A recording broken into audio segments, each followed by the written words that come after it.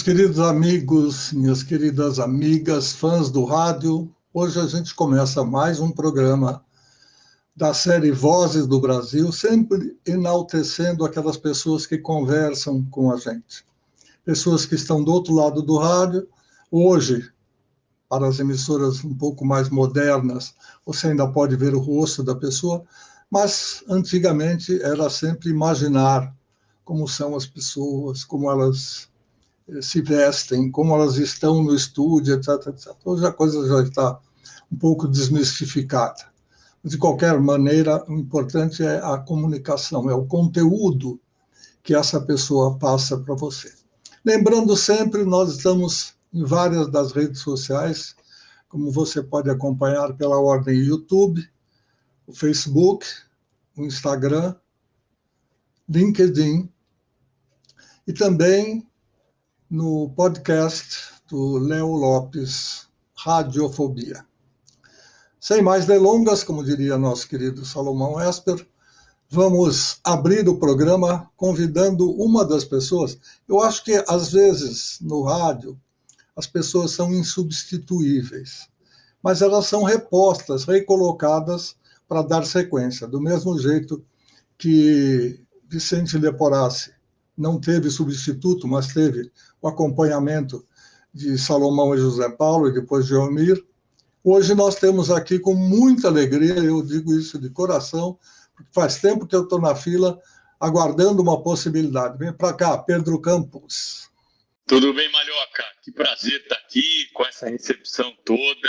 Você é um dos caras que eu mais admiro aí na história do rádio, pela história que tem, pela história que conta para todos nós, pelo trabalho que desempenha, que é um trabalho ímpar, né? Pouca gente tem tantos arquivos e preserva histórias do rádio. Então, para nós que gostamos de rádio, eu que gosto muito de história de rádio, estou sempre te acompanhando aí para aprender um pouco mais. Sempre tem uma ou outra história que a gente não sabe, ou outra que a gente acaba lembrando aí nos teus programas. Um prazer estar com você aqui.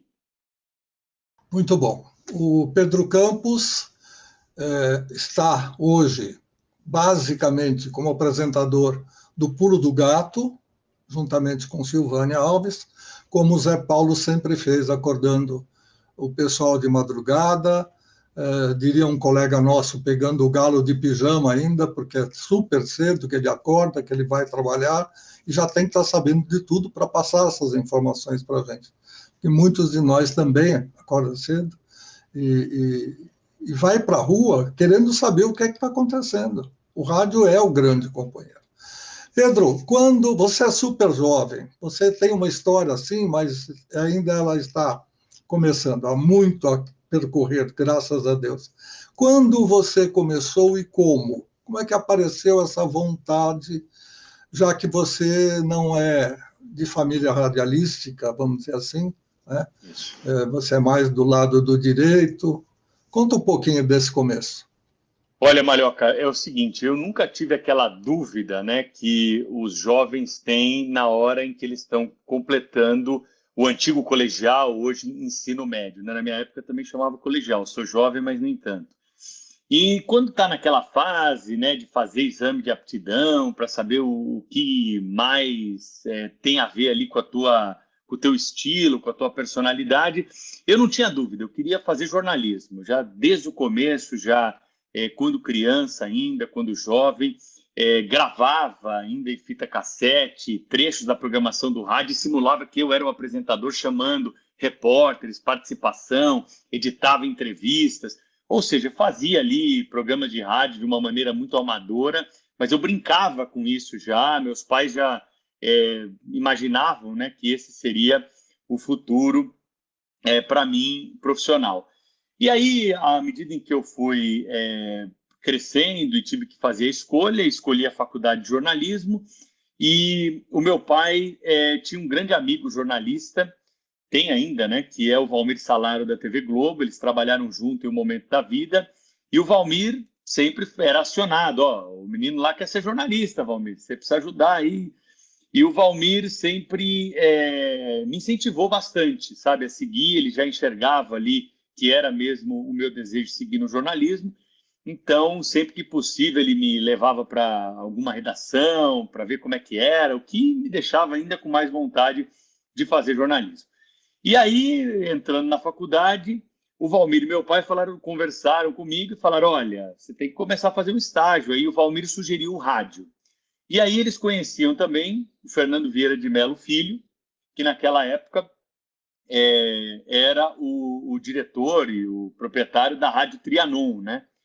E o Valmir e meu pai, então, foram até o Fernando e pediram para que eu pudesse fazer um estágio lá. O Fernando prontamente atendeu o pedido e me contratou, então, como estagiário. E eu fiquei lá como estagiário na Rádio Trianon do ano de 2000 até o ano de 2003, quando o Fernando Vieira de Mello veio ser diretor de jornalismo na Rádio Bandeirantes e trouxe um grupo de funcionários lá da Trianon para trabalhar na Rádio Bandeirantes, e eu vim nesse grupo, vim nessa leva ainda como estagiário, e desde 2003 eu estou lá na Rádio Bandeirantes, né, passando por várias etapas aí, e várias ações e trabalhos que foram desempenhados, cada uma em sua função, mas de forma bem resumida, é mais ou menos essa minha trajetória da carreira até hoje. Então, praticamente, eu só trabalhei na Rádio Trianon e depois na Rádio Bandeirantes, onde estou até hoje.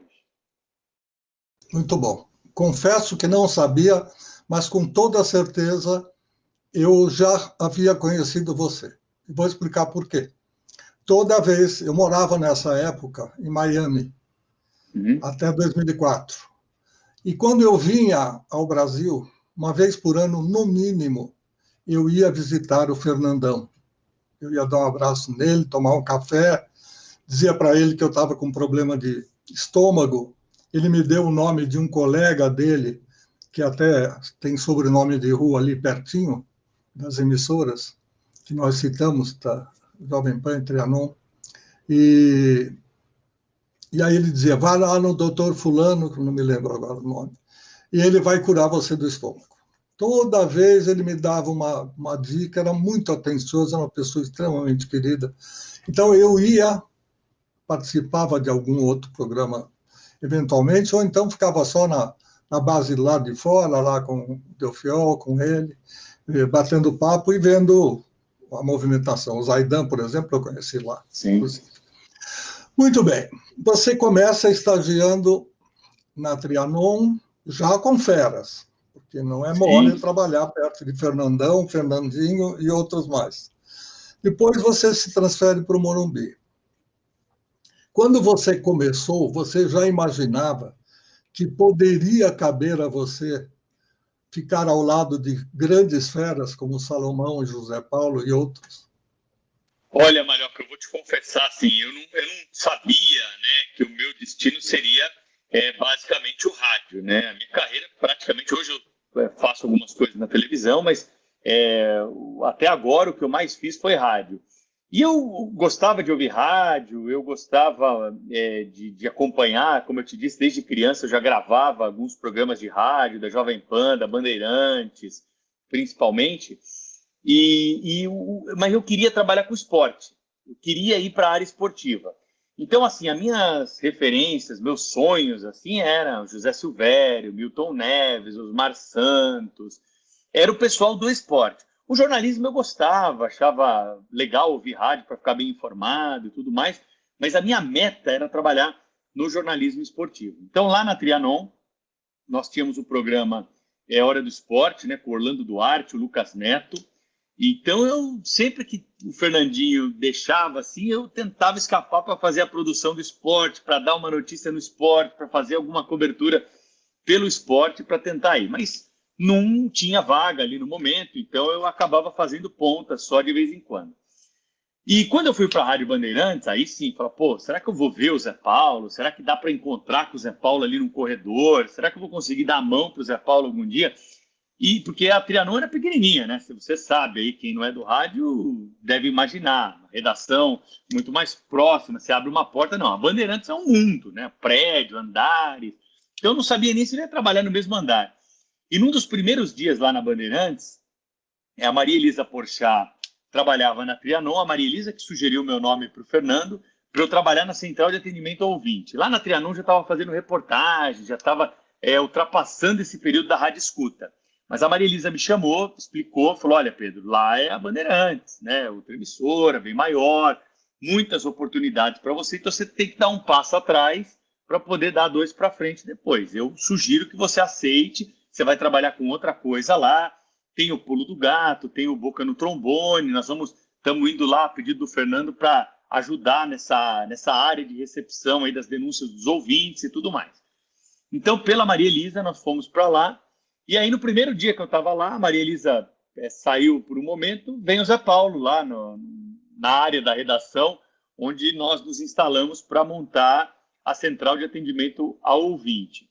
E aí o Zé Paulo foi se aproximando, eu fui arregalando os olhos, e o Zé Paulo já sabia que eu era novo ali, já chegou me dando ordem, falou, isso aqui é para você cadastrar lá, eu li esse Boca no Trombone hoje, aquele ali eu vou ler amanhã, essa aqui é uma resposta, e eu fiquei sem saber o que fazer, né? Porque o Zé Paulo estava na minha frente ali, conversando comigo. E eu levei uma máquina fotográfica, falei, vai que se tiver uma oportunidade, eu vou tirar uma foto com o Zé Paulo, né? Eu fiquei até com vergonha, porque eu falei, tem que mostrar serviço aqui. Outro dia, eu vi que ele vem aqui sempre, outro dia eu peço para tirar uma foto com ele. Então, assim, eu não imaginava que o contato ia ser tão próximo, né? Para mim foi uma surpresa no primeiro momento, mas depois, ao longo do tempo, a gente foi vendo como é que funciona e que essa proximidade existe, é natural. E claro que ao longo do tempo eu fui começando a imaginar, falei, será que eu vou conseguir um dia entrar no ar, no estúdio com o Zé Paulo? Será que o Zé Paulo vai conseguir me chamar? Mas ainda tinha aquele sonho de ir para o esporte, de ser repórter esportivo pela Rádio Bandeirantes. Bom, pergunta que não pode deixar de ser feita. Você ficou frustrado ou ficou uma pontinha ainda de vontade, ou tudo que você já fez e até onde chegou atualmente já resolve dizendo, ó, se sobrar eu vou para lá, mas eu quero ficar longe do Milton Neves, por exemplo. Foi assim, Malhoca. O Carbone, José Carlos Fantini Carbone, né? Depois que o Fernando foi para a televisão lá na Bandeirantes, o Carbone assumiu as funções de diretor. E o Carbone tinha muito, por ser psicólogo também, ele tinha muito esse lado de chamar as pessoas para conversar. Então, às vezes, você estava lá na redação e ele, Pedro, vem cá. E aí, como é que tá? O que você está achando aí da Rádio Escuta, da reportagem? Ó, Carbone, eu quero ir para o esporte. Não, mas não tem vaga agora. Mas bom saber que você quer ir para o esporte. Aí tinha que fazer uma reportagem que envolvia esporte, jornalismo, ele me colocava para fazer. Aí, em determinado momento, eu falei tanto para ele que ele falou, tá bom, seguinte, a partir de agora você trabalha de segunda a sexta, sábado, domingo eu vou te escalar como repórter do esporte. E aí eu comecei a trabalhar todo fim de semana. E aí começou a dar um certo cansaço, né? E o Carbone falava, sai desse negócio do esporte, vai fazer outra faculdade, você é muito jovem, você vai concluir a faculdade agora, você é repórter aqui. A gente precisa de alguém que fale de economia. Você não quer fazer uma faculdade de economia? Eu dou um aumento para você. Você vai fazer a faculdade de economia, depois você vira repórter de economia, você vai virar um especialista em economia, isso está em falta, alguém que saiba traduzir essa linguagem do economista. Eu falei, Carbone, menor chance, não quero fazer economia, não gosto, quero fazer reportagem, quero viajar atrás da seleção, né? Bom, o Carbone sempre insistia. Aí, papo vem, papo vai, eu comecei a ficar um pouco cansado aí do esporte, não ganhava nada mais por isso, tinha fim de semana comprometido, comecei a olhar um pouco mais de atenção para a reportagem. E o Zé Paulo já tinha me escalado como repórter de polícia. Ele falava, não, você faz muito bem isso, você tem que virar repórter policial aqui, esquece essa história do esporte, o esporte a gente faz de vez em quando, você tem que vir para o jornalismo, para o time do Pulo do Gato, para fazer as reportagens aí de manhã e tudo mais. Bom, então eu, assim, né, olhando o que os dois falavam para mim e já cansado de ter que trabalhar todo fim de semana, confesso, eu falei assim, vou seguir para o jornalismo mesmo e vou abandonar essa ideia aí do esporte. E aí acabei fazendo a faculdade de Direito, que o Carbone queria que eu fizesse, né, uma pós-graduação, alguma coisa assim. Falei, Carbone, a única coisa que eu me vejo fazendo é uma faculdade de Direito, né? Não quero fazer economia, ciências sociais, história, essas faculdades que jornalistas costumam fazer para complementar a graduação. Aí eu fui para a faculdade de Direito, né? E fiz, no começo era muito bom, Malhoca, porque eu liberava matérias, né? Algumas das disciplinas lá eu já tinha feito em jornalismo, né? Então, filosofia, sociologia, algumas coisas assim. Então era muito tranquilo o primeiro ano da faculdade. Depois, ao longo do tempo, foi ficando mais difícil. A partir do terceiro ano, tinha muito trabalho, tinha questões de estágio, né, que tinham que ser ali finalizadas para conseguir formar. Mas, aos trancos e barrancos, eu consegui concluir a faculdade. Foi muito bom para mim e, a partir daí, eu fui caminhando para essa área da justiça, né, jornalismo policial, depois justiça, e aí cheguei na política e na economia, que hoje acabam sendo aí as bases dos meus comentários lá no Jornal Gente da Rádio Bandeirantes. O geral hoje começa muito mais pelo dia a dia da política, porque o país está sempre em ebulição, não tem como não falar do que está acontecendo de um lado ou de outro, mas de qualquer maneira. Aí vem o internacional. Quer dizer que o difícil, eu também achei um pouco isso, mas você agora confirma, o difícil na sequência, quando você passa para as matérias específicas, é que você tem que seguir, que fazer trabalhos, que fazer uma série de apresentação de documentos, às vezes até planilhas específicas, dependendo da área. Eu também tive um pouco dessa... Talvez você não saiba, eu sou eu não vou dizer um advogado frustrado, porque eu entrei no mesmo vestibular, no mesmo ano, na ECA e no Mackenzie. Eu fiz 2 anos de direito no Mackenzie, mas quando eu fui pesar, não tinha jeito. Eu tinha que ir para rádio e televisão, tinha que abraçar essa carreira que estava dentro de mim há muito tempo. E aí eu fui deixando, mas aprendi muito e ainda uso muito dos ensinamentos que eu tive. Eu fui aluno de Pinto Antunes, de Silvio Rodrigues. Eu peguei uma turma que hoje é lembrada pelos livros. E outros tantos que eu posso não me lembrar agora, mas eram figuras importantíssimas, tanto da São Francisco como do Mackenzie.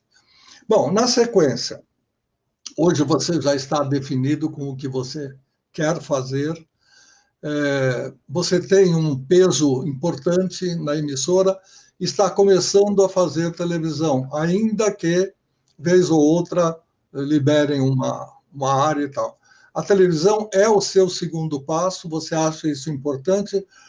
Até porque o rádio dá muita cancha, é bom começar no rádio, porque quem já faz rádio bem feito, quando chega na televisão, tira de letra. Mas esse é o caminho número 2, ou você ainda vai ficar no rádio e vai nos premiar sempre com a sua opinião e a sua comunicação? O rádio é apaixonante, né? A gente não consegue, é um vício, né? Ouvir rádio, fazer rádio é um vício, é impressionante. Eu te respondo claramente aqui, eu não tenho a menor intenção de sair do rádio. A televisão, claro, é um outro trabalho muito interessante também, gosto de fazer, estou apresentando lá no Band News todas as manhãs com a Patrícia Rocha, o jornal Manhã Band News, das 10 às 11 da manhã. Aos sábados, nos plantões, no rodízio do Jornal da Band, né, que é o principal jornal lá da casa, que também é muito prazeroso de fazer, importante, tem a sua dose de responsabilidade. Mas o rádio, ele é muito legal, primeiro porque ele permite uma informalidade, tem as questões todas tratadas aqui por você nessa série de entrevistas, mas que é preciso reforçar a questão da imaginação que você mencionou logo no começo, essa proximidade que nós temos com o ouvinte, a maneira, né, como conseguimos rapidamente trazer a notícia, reportá-la, ter comentários, ter a repercussão. A televisão tem um processo mais lento, né? Então, para nós que somos fissurados assim pelo rádio e gostamos muito desse imediatismo, de saber o que está acontecendo agora, as coisas no rádio elas são muito vivas, né? Não tem muita graça no rádio você ficar colocando coisas lá que são gravadas por muitas horas. Você relembra, você traz, mas esse contato ao vivo, as entrevistas, a participação dos repórteres, o debate, que é o que a gente mais faz lá no Jornal Gente, ele é fundamental para deixar e dar esse tom de vivo. E aí, por isso que as pessoas gostam, acompanham o rádio no carro, em casa, conseguem fazer o seu ofício acompanhando o rádio, diferente, por exemplo, dos outros veículos de comunicação. Então, não tenho a menor intenção de sair do rádio. Conciliar o rádio com a televisão é muito bom, é ótimo. Pretendo seguir dessa forma, né, se assim for possível, e sempre me pautando, né, pelos princípios do rádio, que, como você colocou também, são fundamentais. Um profissional de rádio que vai bem, que desempenha e consegue evoluir dentro do veículo de comunicação, chega pronto, preparado para a televisão, porque o improviso do rádio, que está presente na nossa rotina a todo momento, ele é fundamental, às vezes, na televisão, e quem não veio do rádio tem um período maior de adaptação para essa característica que nos é tão familiar, né, Malhoca? Olha, eu sou muito rádio. Eu comecei com televisão. Eu tenho 10 anos de televisão antes do rádio, mas foi sem querer.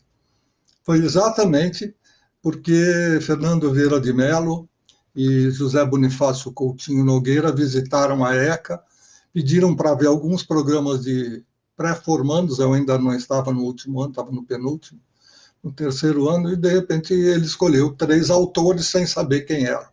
E eu entrei nessa leva, felizmente. Tive uma grande escola com Walter Sampaio, João Walter Sampaio Smoca, que você não teve oportunidade de trabalhar com ele, porque ele foi muito cedo, mas era um grande nome. Uma pessoa, assim, especificamente, trabalhou na Bandeirantes, inclusive. Mas voltando a falar de Bandeirantes, quando você foi guindado para uma posição de um dos 4 para apresentar o jornal Gente. Eram 2 novos, e aí, sabiamente, já se pensava, os 2 mais velhos vão se aposentar um dia, então, de alguma forma, a gente precisa de sangue novo. Como é que foi o impacto de entrar no meio e saber que um dia você ia ter que discutir ou opinar contrariamente, talvez não, talvez sim, a José Paulo e a Salomão Esper, pelo menos? Olha, tudo começou num período de férias, né, do Salomão, se eu não me engano, e me chamaram para apresentar o Gente lá por 20, 30 dias, que o Salomão ia sair de férias, né? E aí já vem um peso ali imediatamente nos ombros, né? Você fala, não, pô, primeiro que assim, aquela cadeira ali é do Salomão, óbvio que eu não tinha pretensão e nem gabarito para fazer 1% do que o Salomão era capaz de fazer no microfone. Mas o Zé Paulo me chamou, falou, olha, estamos pensando em você, então segunda-feira você vem aí, traz alguns assuntos, mas imponha o seu estilo. Esse foi o conselho do Zé Paulo. Põe o seu estilo aqui, não precisa ficar copiando ninguém. Você tem a liberdade aqui para fazer. Porque o Zé Paulo era muito duro, né? Gostava de... Mas quando tinha esses momentos, ele sabia muito bem conduzir também a questão. Então, foi um cartão de visita importante o Zé ter conversado comigo e falado isso. E o Carbone, que era o diretor de jornalismo, falou, você não vai sentar lá para concordar com o Zé Paulo, não. Você vai sentar lá para discordar do Zé Paulo quando for preciso, e você vai ter que ter argumentos, você vai ter que ter cancha, você vai ter que fazer ali o contraponto quando necessário. Então, não é para sentar lá e ficar... Você é mais um deles agora, nesse período.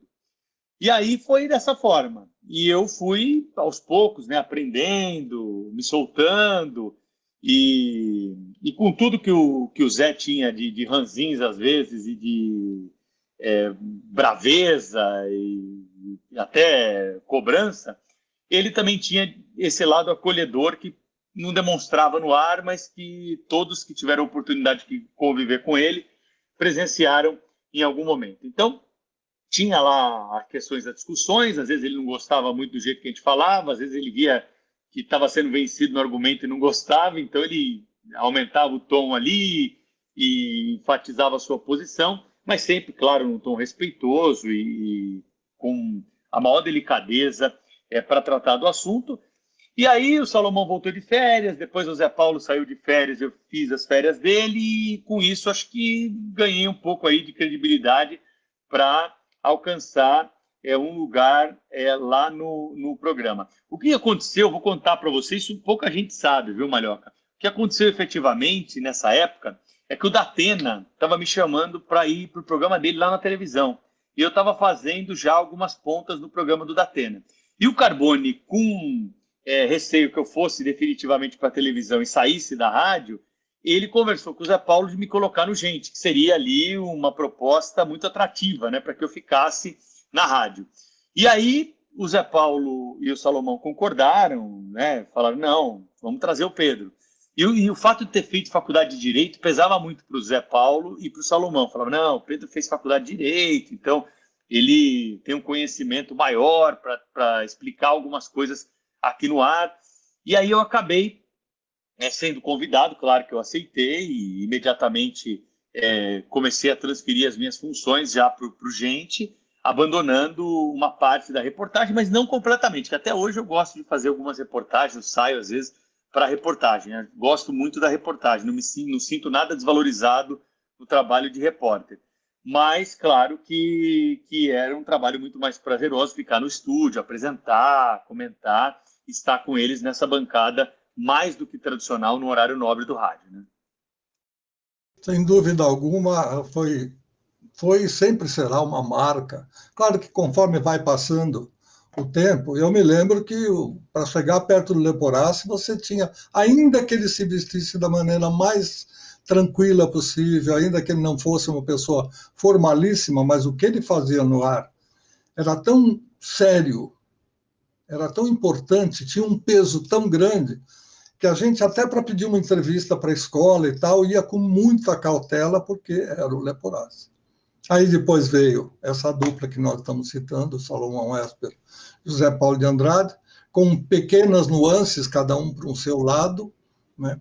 Não podemos nos esquecer do Joelmir, mas o Joelmir era um participante da área econômica, com toda a sua expertise, e acabava ficando mais tempo para falar de outros assuntos, e ele fazia isso muito bem. Mas, na verdade, os dois comandantes eram os citados. Muito bom. Salomão, quando começou a dupla Rafael Colombo, Pedro Campos, Rafael Colombo, ele disse, que bom que nós vamos ter gente nova, porque mais cedo ou mais tarde nós vamos... Ele assimilou isso de uma maneira tão gostosa, porque senão ia ficar sempre a mesma coisa. Ele não podia brigar com o Zé Paulo todo dia. Às vezes era fácil, mas não é o caso. E o público sempre gostava quando tinham algum arranca-rabo. A audiência subia, os comentários que apareciam, às vezes, quando existiam colunas específicas tratando de bastidores de rádio e televisão, sempre tinha um comentário, alguma coisa a respeito do momento mais quente do programa. Não é que você vai todo dia botar fogo, mas, de qualquer maneira, ocorre, por opiniões divergentes ou diferentes, ou simplesmente porque cada um tem a sua maneira de ver a coisa e tem a sua concepção. Então, eu me lembro disso quando ele comentou que o jardim ia florescer porque tinha mais gente nova e era um sangue bom, era um sangue novo. Como é que vocês dois, eu não tenho o Rafael hoje aqui para conversar, mas de qualquer maneira, da sua parte, como é que vocês viram essa possibilidade? Ou você já contou uma série de coisas, mas por esse lado, estou tendo a chance, a oportunidade de estar do lado de duas grandes feras, vou aprender muito, porque isso a gente aprende todo dia. E lá dentro, lá no seu íntimo, como foi isso?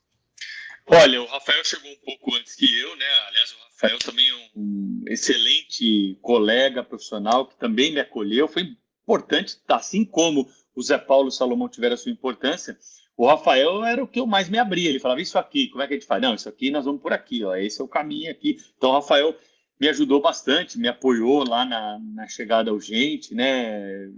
Aliás, ele passou a ter, de alguma forma ali, alguém mais da geração dele, que pensava os assuntos de uma forma mais parecida. Então, assim, esses embates, né, quando eles são naturais, não são provocados artificialmente, eles são muito saudáveis. E estamos preparados para isso, todos nós, para divergir, para colocar um ponto, para acrescentar alguma coisa. Você vê que não existia ali no Jornal Gente, nessa época, Malhoca, dos quatro, não existiam 2 contra 2, às vezes eram 2 contra 2, às vezes era o Zé Paulo e o Pedro contra o Rafael e o Salomão, às vezes era o Salomão e o Zé Paulo contra o Pedro e o Rafael, às vezes era o Pedro e o Rafael e o Salomão contra o Zé Paulo. Então, assim, não tinha uma articulação e uma pré-existência ali de conceitos. Dependia do assunto, dependia da visão que cada um tinha daquele assunto. Às vezes, pensava de uma maneira um caso, os outros divergiam. Então, assim, é claro que você aprende a lidar com os assuntos, você aprende a expectativa que o público tem com a experiência que o Zé Paulo e o Salomão tinham. Eles falavam, ó, esse assunto aqui você vai entrar, você vai ver, depois vai ser difícil você sair disso aqui, porque os ouvintes vão achar isso aqui e tal. Não, mas eu acho que tem que ser assim. Aí depois você aprende a lidar. Não estou falando aqui nenhum tipo de censura, nada, porque lá não tem isso. Quem ouve a Bandeirantes não precisa ter informação lá de dentro. Quem ouve a Bandeirantes vê. A gente fala do presidente A, do presidente B, do presidente C, entrevista o presidente A, o B, o C, entrevista o governador de um lado, do outro. É assim, são os assuntos, a gente vai elencando de acordo com o que a gente percebe da audiência, o que é mais importante para quem está ouvindo, mas, de maneira geral, você está preparado diariamente. O Zé Paulo tinha que estar muito preparado, porque o Zé ele era muito ágil, né, para buscar ali algum elemento da informação que ninguém tinha parado para prestar atenção. Com o Salomão, por exemplo, a questão do português. Isso é uma questão que eu carrego comigo e se eu puder passar algum legado para esses que são mais jovens hoje, é o cuidado com a língua. O Salomão tinha uma verdadeira paixão por nos passar a importância de ter um português correto, de colocar as palavras certas, o que hoje a gente não vê, por exemplo, e aqui vai uma crítica, nos meios de comunicação das redes sociais, né? Se fala da maneira que quiser, se escreve tudo errado, isso não tinha a menor possibilidade de passar no gente. Quando a gente cometia algum tipo de escorregão, deslize, às vezes não era nem erro, às vezes era uma questão de usar uma palavra e falar, não, essa palavra aqui não pode usar nesse caso. Não, mas eu acho que é isso. Não. Vamos ao dicionário, pai dos burros. E aí abria o dicionário lá e explicava, olha aqui, ó, isso aqui o significado é esse, o que você está dizendo é outra palavra que está aqui. As expressões em latim, né, a pronúncia de nomes estrangeiros. Quem trabalhou com Salomão sabe muito bem que a rua Helvécia é rua Helvécia, não é Helvétia, por mais que se escreva dessa maneira. Quem trabalhou com Salomão, se for ler o nome de uma italiana que esteja escrito Paola, vai ler Paula no ar, porque não é Paola, se escreve Paola, mas o nome é Paula. Então são alguns pequenos exemplos aí que muitos que trabalharam com Salomão sabem, os ouvintes também, porque muitas vezes ele deixava essas mensagens no ar. E então, assim, essa foi a absorção, né? Se a sua pergunta foi essa, o que a gente absorvia? Dessa experiência, cada um tinha um pouco aí para contribuir. E, olha, não tenho o que falar, né? Se a gente tem algum tipo hoje de bagagem para comandar um programa desse, é porque tivemos do lado do Zé Paulo e do Salomão por tanto tempo aprendendo. Muito bom. Nós acompanhamos, nós não, se é plural majestático, não fica tão bom. Eu acompanhei ambos antes como ouvinte, depois trabalhando como diretor executivo do grupo, e depois que eu saí, continuei como ouvinte, mas ocorreu que aquilo que eu não fazia por definição, ou seja, não colar em alguém da chefia, eu nunca me achei assim, à vontade, eu não sentia vontade de estar na família e junto dos meus chefes. Não sei explicar por quê, às vezes até era falta de tempo, mas eu não gostava. E eu passei a ter uma amizade muito próxima com o Salomão depois que eu saí da rádio. Antigamente ele ia com a esposa até a porta da minha casa e dizia, olha, pediram para entregar uma fita para você, pediram para entregar um disco para você, que eventualmente eu ajudava a fazer alguma coisa na parte das trilhas, das vinhetas e tudo mais. Foi sempre um prazer muito grande colaborar nessa área. E aí eu comecei a descobrir que Salomão, aos 93 anos, hoje, ainda lê 2 jornais, um que eu brinco com ele, que é a Folha Normal, e o Estadinho, já que o Estadão mudou de performance em termos de tamanho.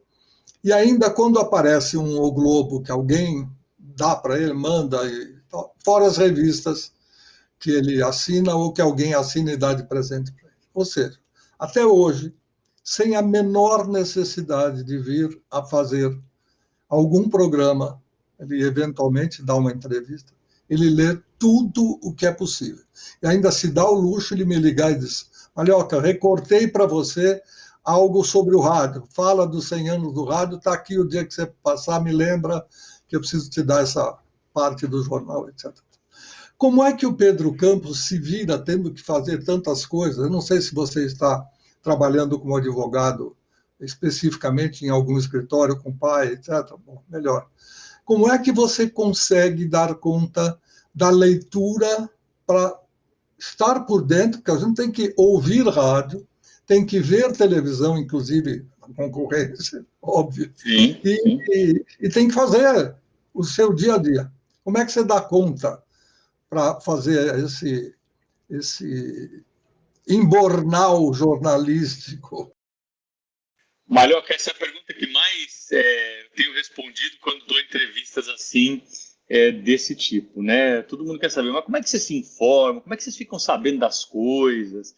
Como é que, né? Hoje o mundo é muito mais tecnológico. Antigamente, na época do Leporassi, por exemplo, né? Até a vinheta dizia lá, seu Leporassi, as notícias dos jornais, porque ele comentava as notícias dos jornais. Bom, hoje o que a gente faz? Eu não assino jornal físico mais, né? E o Salomão tinha até um pouco de dificuldade de aceitar isso.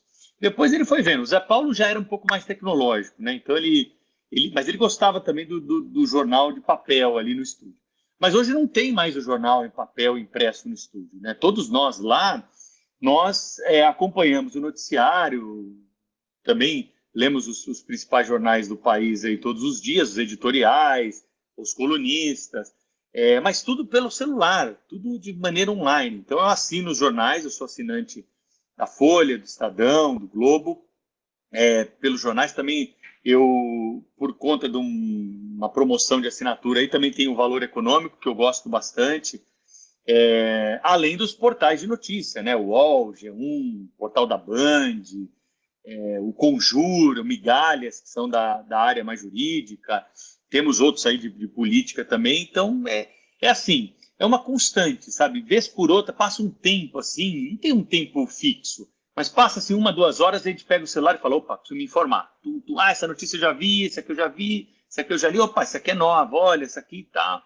E aí eu tenho dentro do meu celular um sistema de ir organizando essas notícias, falando: isso aqui eu quero falar amanhã no Pulo, isso aqui eu quero falar amanhã no Gente, isso aqui eu vou falar amanhã no Band News TV, isso aqui merece uma entrevista. E aí pelo WhatsApp você vai encaminhando para a produção, como uma orquestra, você vai distribuindo essas questões todas aí. Então,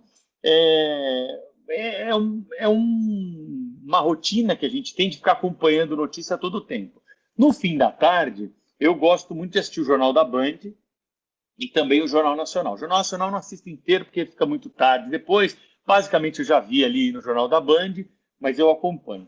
Durante o dia, no carro, estou indo buscar minhas filhas na escola, estou indo ao dentista, vou fazer o esporte lá no clube, estou me deslocando por algum motivo, indo ao mercado, farmácia, rádio ligado, e vou mudando. Não gostei, aí é o meu gosto. Tá na Bandeirantes, estão falando alguma coisa que eu não gostei, tumba, mudo, vou para outra, tumba, mudo, e sempre em busca de notícia. E sempre você pega, às vezes você pega uma entrevista, às vezes você pega um comentário, às vezes você pega uma notícia que você não tem, e depois aquelas que são as principais, que eu sei que amanhã estarão no Jornal Gente, aí há uma profundidade, né? Aí a gente se aprofunda, vai buscar mais elementos, pergunta para uma fonte, ligo para o repórter, às vezes fez: isso aqui eu não entendi direito, o que aconteceu aqui? Como o Zé fazia comigo quando eu era repórter. Ligava e falava: não, esse julgamento aqui não está muito demorado, o que está acontecendo aí? Não, é isso. Então eu vou te chamar no ar para você explicar isso aí. Tá bom, Zé, pode me ligar que eu explico. Então é assim que a gente vai se informando. Não existe uma rotina, não existe uma cartilha, né? Tudo mais ou menos vai acontecendo. Agora, nunca vamos ficar assim 4, 5 horas longe do telefone, a não ser em período de descanso, fim de semana, férias.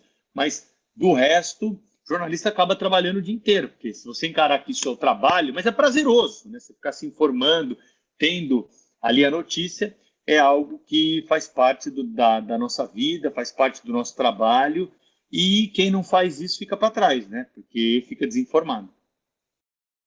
Muito bom. Você resolveu exatamente a questão que eu queria, que era uma opinião do lado de quem nasceu na era digital. Ou seja, já não é mais daquele antigo modelo de ficar só no papel. E aí a gente até entende que os mais antigos, os mais experientes e os jornalistas que têm mais idade, eles têm uma certa dificuldade para manipular tanto o celular, deixa eu só te interromper um minuto aqui, que pode ficar uma coisa aí dúbia. Quando eu falo mídia digital, são os veículos tradicionais que estão na mídia digital. Por quê? Porque tem gente que se informa hoje, Malhoca, pelas redes sociais. E aí não é informação. Aí você pode cair numa fake news, você pode cair numa notícia que não é verdadeira. Então, é importante só separar isso. Mídias digitais todas estão. Aí nós temos a mídia tradicional que migrou para o digital e tem a sua credibilidade, tem os parâmetros todos jornalísticos. E você tem gente que acaba se informando aí por canal do YouTube, que a gente não sabe qual é a procedência, pelo Twitter, por uma postagem de um perfil que não sabemos qual é. É importante fazer só essa distinção aí nesse capítulo que você está tratando. Foi bom você voltar ao assunto, porque eu queria fazer uma crítica. Na hora que você comentou, eu perdi a oportunidade, porque eu queria deixar você terminar seu raciocínio. Em relação ao português, eu hoje estou num prédio, aliás, não é novidade alguma, que tem a Elemídia, que são aqueles informes eletrônicos do elevador, e tem informações, tanto informações jornalísticas como comerciais, leves, muito rápidos, aliás, acho que até passam rapidamente.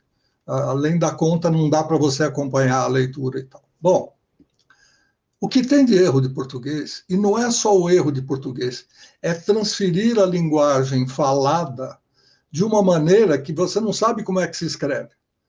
Então, uma ou outra coisa eu acho que passaria, mas o exagero, a publicidade falha nesse ponto, porque ela coloca muita coisa errada, ela deixa de fazer concordâncias normais de verbos, ela se esquece, já que é para concordar certo, então ela se esquece de colocar que quem precisa, precisa de, e quem precisa alguma coisa, torna preciso, é diferente.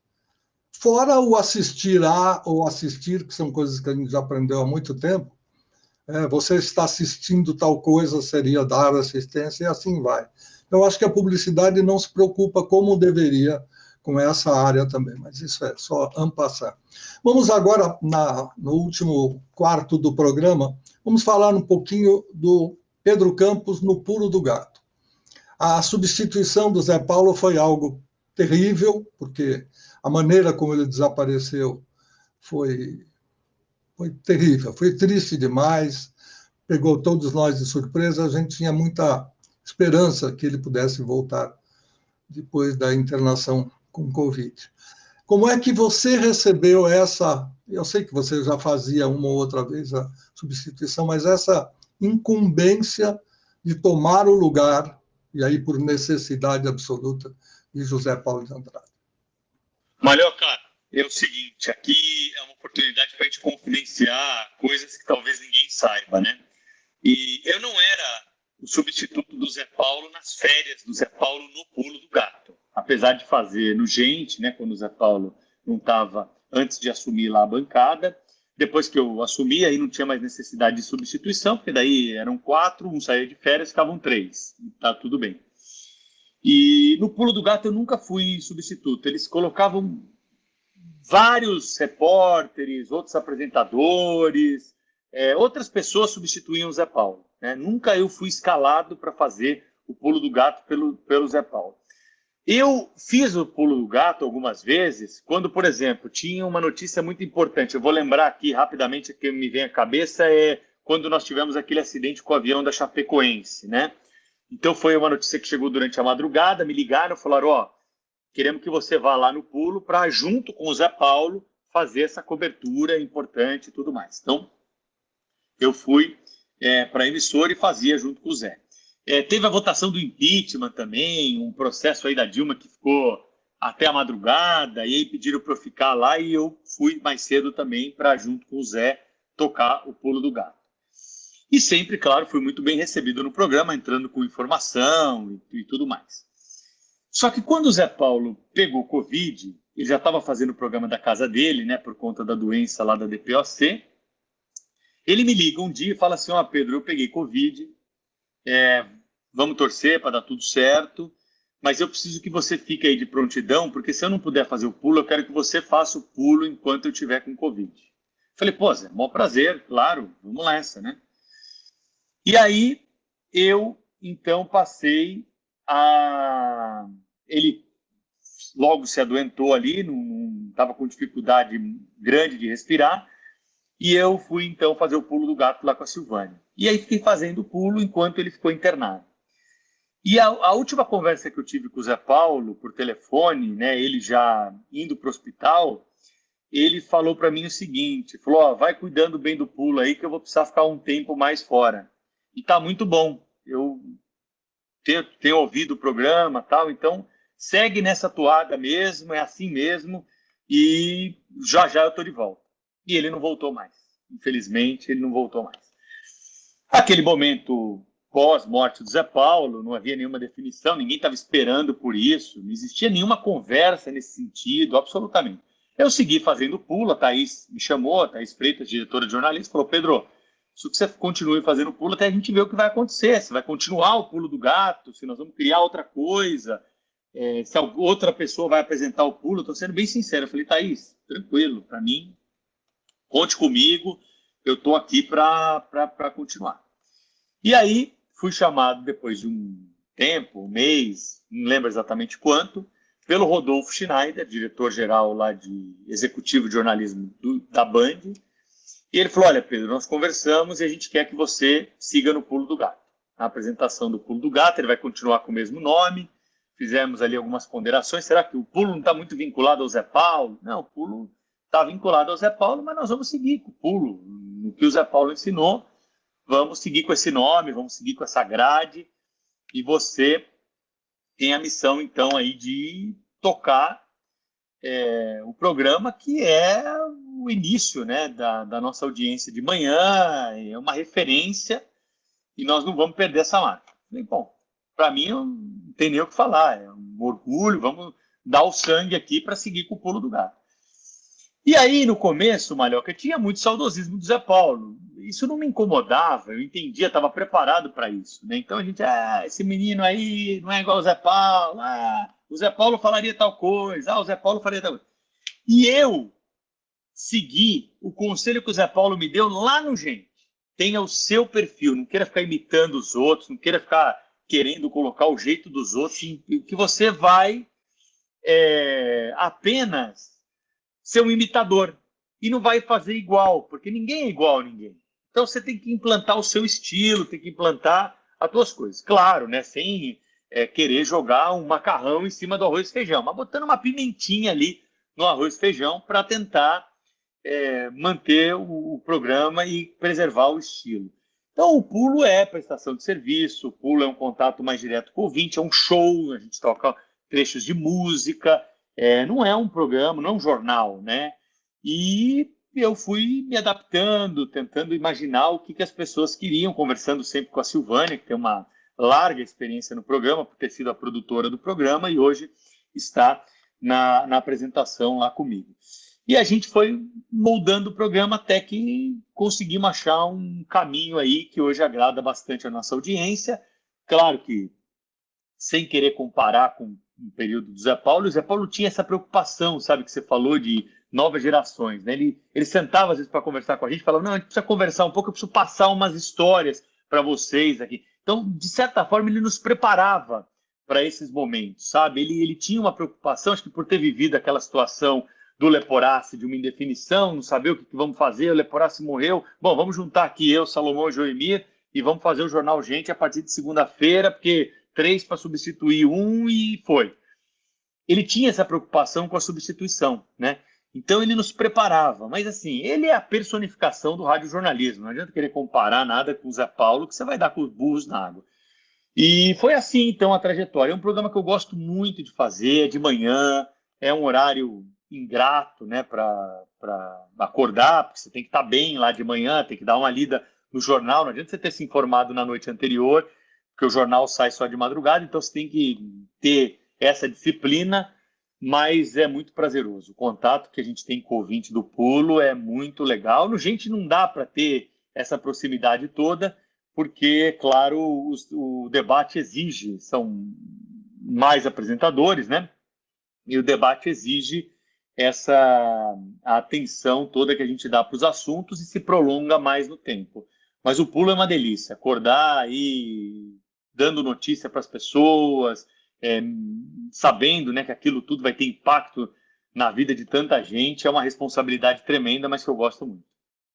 Muita gente faz essa pergunta para você, com certeza, mas eu nunca ouvi. Então, como eu não ouvi a pergunta, também não ouvi a resposta. A que horas você vai dormir e a que horas você acorda para poder estar com a voz em dia e apresentar o Pulo do Gato sem voz e sono? Acordar às 4h30 da manhã. Eu moro muito perto da Band, aqui do Grupo Bandeirantes de Comunicação, onde você conhece aqui a nossa série, onde fica o estúdio da Rádio Bandeirantes. Então, rapidamente eu tomo um banho, como alguma coisa aqui, tomo um suco que já fica preparado e vou para a Band. Chego lá por volta de 5h10, 5h15 da manhã e já vou fazendo meus exercícios que a Fono me ensinou, que são exercícios rápidos que eu consigo fazer no carro, de preparação da voz, né, primeiro para cuidar da voz, né, das cordas vocais, e depois para ter uma voz não de sono no ar. Então, eu acordar é isso, tá? Às vezes, quando tem alguma coisa, um jantar, alguma coisa mais prolongada, um jogo do Corinthians que eu gosto de assistir, esses jogos acabam tarde da noite já, aí, assim, o meu limite é botar o despertador ali 5 horas, mas aí tem que ser um banho rápido, ir embora e chegar lá às 5h25, já dando bom dia, alô São Paulo, alô Brasil, folhinha virando na alvorada do verão, da primavera, da estação que for. Agora, dormir é complicado, viu, Malhoca, te responder, porque cada dia eu vou dormir no horário. Tem dia que eu durmo à tarde, tem dia tranquilo, assim que eu consigo dar um cochilo à tarde, eu vou até um pouco mais tarde à noite. Tem dia que eu não consigo, por conta das tarefas, reuniões, tem outras coisas que a gente toca lá na Band, outros compromissos, e aí eu não consigo tirar um cochilo à tarde, então aí eu vou dormir mais cedo mesmo, 8 e pouco, ali é o horário que eu já estou me recolhendo. É mais ou menos assim. Essa história da voz que você perguntou é muito importante, porque eu tive um problema sério, o único problema de saúde que eu tive até hoje foi um problema na corda vocal. Foi em 2017, eu tive um pólipo na corda vocal, já estava no Jornal Gente, apresentava naquela época o Primeira Hora e o Gente. E eu tive um pólipo, que é uma bolinha na corda vocal, e eu tive que fazer uma cirurgia para cortar, raspar esse pólipo, né, e que a corda vocal ficasse normalmente, porque as cordas vocais, elas são assim, né, elas vibram para você poder falar, e aí com uma bolinha aqui, elas não fechavam totalmente, por isso que a voz estava rouca. Quando a gente fica com a garganta inflamada, elas ficam inflamadas e elas vibram assim, sem encostar uma na outra, por isso que a gente fala rouco, né, a voz fica rouca. Então, aquele foi um momento de tensão, mas tive o apoio total da Band, principalmente o Zé e o Salomão, que eu conversei, vamos evitar uma cirurgia no começo. Depois vimos que não tinha alternativa, e aí fizemos a cirurgia. Tive que ficar uma semana quieto, que é um exercício mental muito mais severo do que qualquer outro. Tinha que escrever, e felizmente a minha voz voltou ao normal e eu cuido muito bem dela por isso. Eu, em 1984, tive o mesmo problema com 3 pólipos, sendo 2 aparentes e um feijão lá no fundo. Exatamente na época em que eu havia trazido não, em que a emissora em que eu estava fazia a promoção do Menudo no Brasil. Sim. E eu me lembro que na hora em que eu fui me deitar para ver lá toda aquela iluminação, antes de tomar a anestesia, o cirurgião perguntou: você tem algum ingresso? Porque com certeza a minha empregada vai querer. Você tem algum ingresso? Para mim, eu posso ver lá e apaguei. Entendeu? Foi muito bom. Agora, uma perguntinha atinente a isso. Você acha que voltou com a voz mais velada, mais metálica, mais aguda, mais alguma coisa ou veio igual? Igualzinho. Eu pego minhas gravações, né? Porque eu tinha muita preocupação com isso. Falo, será que a minha voz vai voltar ao normal? Será que vai ficar alguma sequela? Olha, eu pego as gravações de antes, né? Do período em que eu fiquei totalmente afônico e com muita dificuldade para falar. e as de hoje eu não vejo diferença. O que a gente vê diferença, você sabe muito bem disso, quem está nos acompanhando talvez não, é o exercício vocal. Se você fizer o exercício vocal e entrar no ar, é absolutamente diferente de você entrar no ar sem nada. Às vezes eu esqueço de fazer, no começo lá do pulo eu sinto que a minha voz está mais empastada, mais grossa, né? Aí depois, quando você vai falando, toma água, faz um exercício, a voz, ela muda completamente, é impressionante. Por isso que eu vou no carro lá, vou fazendo os exercícios para chegar lá já pronto para sair falando pela primeira hora e meia durante o pulo do gato. Chega zen, inclusive. Você chega. Porque você estimula bocejo, né? Você mexe com partes do corpo de relaxamento, né? O que o Pedro ainda não fez e quer fazer no rádio, na televisão, no campo de futebol ou junto ao microfone? Olha, o Pedro basicamente faz o que desejou, o que gosta, que é a apresentação de programas de rádio, de televisão. Eu gostaria de apresentar um programa de entrevista, sabe? Assim, algo que eu pudesse ter tempo para conversar bastante com alguém que tivesse histórias para contar. Isso eu nunca fiz. A gente faz isso em entrevistas no rádio, mas de uma maneira mais veloz, com outros colegas junto. Poderia ser na televisão também, porque o formato permite, mas eu não tive a oportunidade de ter assim, tempo que nem a gente está tendo aqui para conversar longamente sobre um assunto, explorar histórias saborosas. É uma vontade que eu tenho ainda. Quem sabe um dia a gente consiga colocar esse projeto em pé. Fica aí a sugestão, senhoras e senhores diretores de rádio e televisão, que às vezes acompanham o nosso trabalho. O Pedro está disponível, pelo menos por hora, e se não, a gente espera ficar um pouquinho mais de cabelos grisalhos e tal, e aí todo mundo fala, não, aí ele vai dar certa credibilidade, então eu acho que já dá. Porque enquanto ele é muito jovem, o pessoal não acredita, não tem nada a ver. É o que se ouve falar e tudo mais. Pedro, nós estamos chegando no final do nosso gostoso bate-papo, dessa conversa, como você falou, flui. Eu não tenho, se tem alguma coisa que me agrada profundamente, eu não tenho nenhuma preocupação. Né? O que eu vou perguntar? Eu não estudo a vida de ninguém, nem quero, porque se eu começar a ler qualquer tipo de informação, eu vou cair em cima daquilo que a internet fala das pessoas, e eu quero ouvir delas. Então eu pergunto o que os nossos ouvintes e espectadores gostariam de fazer como pergunta também. Obrigado, foi realmente muito legal. Você representa não só a nova geração, como aquele sangue novo que eu citei para o jornalismo, porque você é combatente, você tem opinião, independe se tem gente mais séria, mais idosa ou mais experiente do lado, você vai lá e arrebenta. Isso é muito bom. Parabéns, sou seu fã e continuarei a ouvi-lo sempre que possível.